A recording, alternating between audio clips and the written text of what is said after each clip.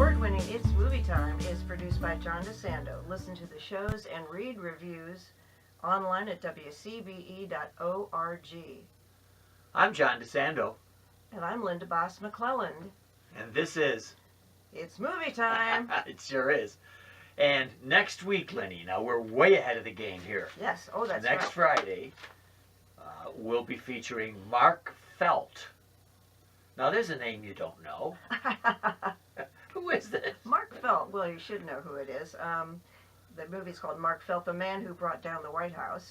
Right. Written and directed by Peter Landsman, starring Liam Neeson.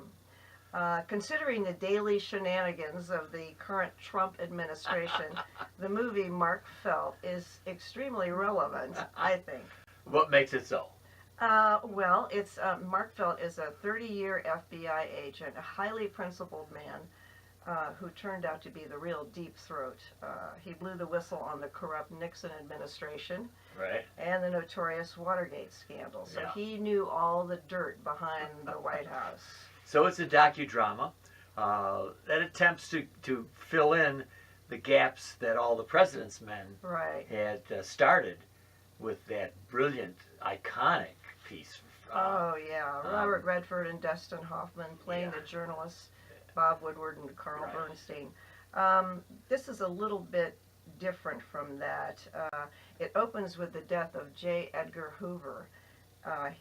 And Felt, he's been passed over as the new director of the FBI. But Felt did have access to the private files. Oh, he had access to everything. In fact, I think after J. Edgar Hoover died, they showed them going through all these files and burning them. Well, the files were notorious. Everybody knew that Herbert Hoover kept files on everyone. Everybody. Most of them were sexual indiscretions or other small-time stuff.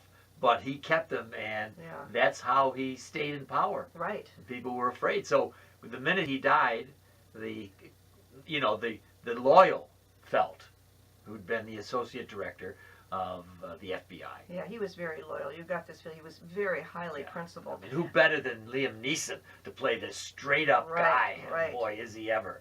Well, the job of director goes to a man by the name of L.Patrick Gray, who seems very comfortable looking the other way as far as the Watergate scandal is concerned. He just avoids even talking about it. Well, he's a Nixon bud. Yep.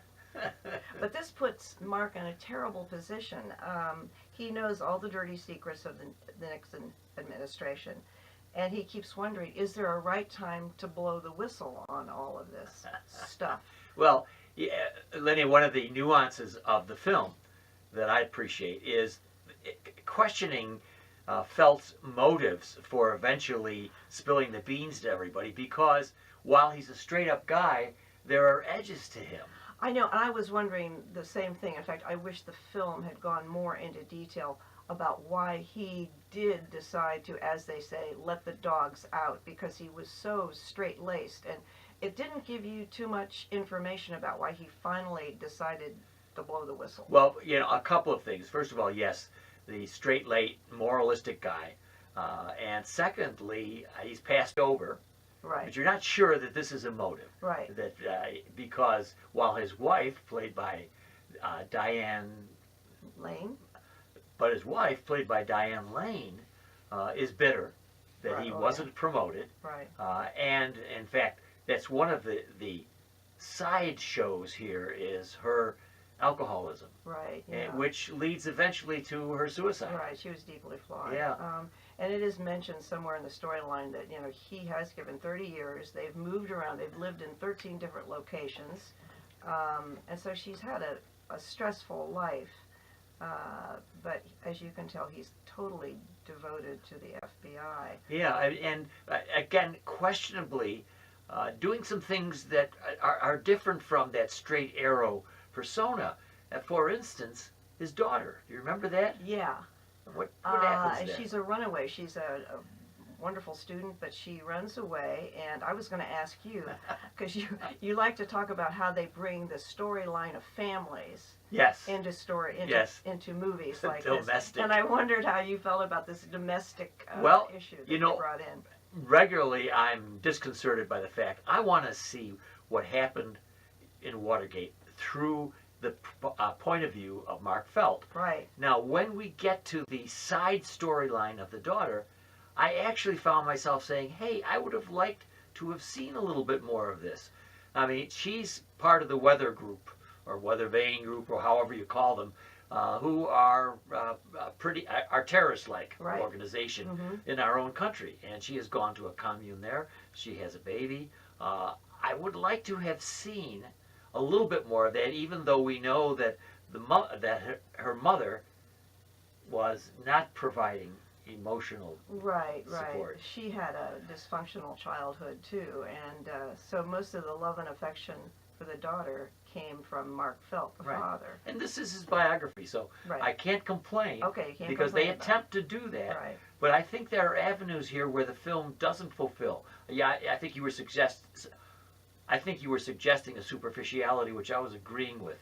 For instance, we get almost a cameo by Bob Woodward, Right. and this is called the film is called Mark Felt, the Man Who Brought Down the White House, and I'm saying to myself, I'm not sure he brought down the White House. He certainly helped. Right. But here you have these two reporters, Mhm. as you mentioned, who are fully vetted in All the President's Men, Right, right. and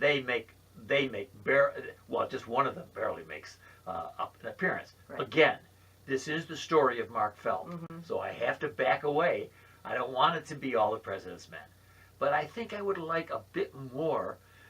You have Mark Felt as almost Lincoln-like in Right. his virtue, and looking like that. He does a good job because he has this very stern face. Yeah. But the film had so much potential, but the storytelling, in my mind, could have been much more creative and scintillating because I wanted to know more about what was going on in his mind. Instead, they had him sitting there staring out a window, and you're going, what's he thinking? What's he thinking? How is he deciding to do this? Lenny, I'll tell you, you caught one of my pet peeves here. The number of close-ups and lingering yes. shots of that magnificent nose. Oh, yes. And that sonorous voice. Right. Enough is enough. It's almost as if the director couldn't decide where the action was, so he Right. decided to place it right on Liam Neeson. And just on his face. Yeah, and just on his But face. I wanted more detail, more dialogue, more action. I just wanted more information, and it just wasn't there. Yeah, we have a whole bunch of other actors who don't even appear. Haldeman and who was the other one? Ehrlich. Well, we had some side action. Right. Ehrlichman and Haldeman who never appear in this movie. Right. Yeah. So there are other places where it could have gone. But I'll tell you, Lenny, one of the things that I longed for was the way All the President's Men took its deep voice. Excuse me. The way All the President's Men took its deep throat and placed it in that garage with Hal Holbrook Oh. playing deep. That was magical. Yeah. See, for me, Hal Holbrook in his deep throat role Yes. was much more convincing. You really saw his conflicting loyalties. I thought in the just his brief appearances in All the President's Men, which I didn't get in this movie. No, I know. Oh, do I recollect him smoking all the time? Yes. I, Oh, yeah. There was a lot of smoking. there It was. was just the sign of the times. It's it's a great story. It will be retold. Yes. And it took 30 years for Felt to tell us that he was deep throat. Right. So it's a story that's been around. He has written about more than once. Mhm. Mark Felt before he died. So it has resonance, particularly for those of us like me who lived through it. Right. And I want to see it. And I really understand how this story could be told, but I think it has a ways to go. It had Yeah. more to tell. If Right. you can believe That's it. what I kept saying. I wanted more. I wanted more. I do have to mention the cinematography is predictable, but the aerial shots of our impressive Capitol, I think, sort of emphasize the scope of Nixon's scandal and how he had just corrupted this wonderful country. I know. He abused his power. Some are going to make the parallel to today and the Trump Oh, yeah. administration. we know that Trump fired James Comey, Mm-hmm. so that his relationship with the FBI is tentative at best. That's the word I was going to use, right? Yeah. And I am reminded by this film how independent the FBI was Right. back in 1972. I mean, Felt fought all the way Right. for the independence of the FBI. Mhm. Now they seem to be under the control of the White House. Right. But that's what made them so effective, was that they were independent. They were independent, and Felt, God bless him, felt that this was the mission of the FBI, Right. to be independent. Mm-hmm. So it remains to be seen whether Mueller and the investigation in the Russian connection, whether any of this will surface as it did so many years ago. Right, right. And perhaps for the current Republican administration, a cautionary tale Mm-hmm. as to what happens when you do fight your major arm of justice.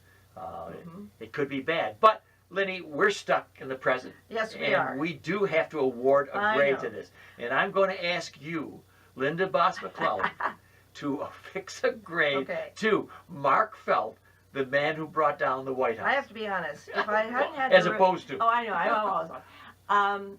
I have to be honest. If I had not had to review the movie today, I might not have remembered much about it. I would have walked out of the movie theater and forgotten all about it. I would have more likely remembered the shoes you had on that night. But for me, it just was not memorable, and I give it a C.